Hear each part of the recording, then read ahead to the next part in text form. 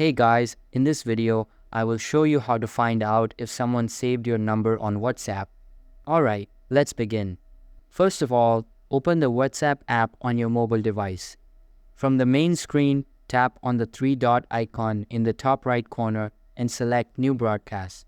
Now, select the contact or contacts you suspect may have saved your number. Add them to the broadcast list and send a simple message. Once the message is sent, press and hold it until a menu appears. Next, tap on the three-dot icon in the top right corner and choose Info. This section will show who has received and read your message.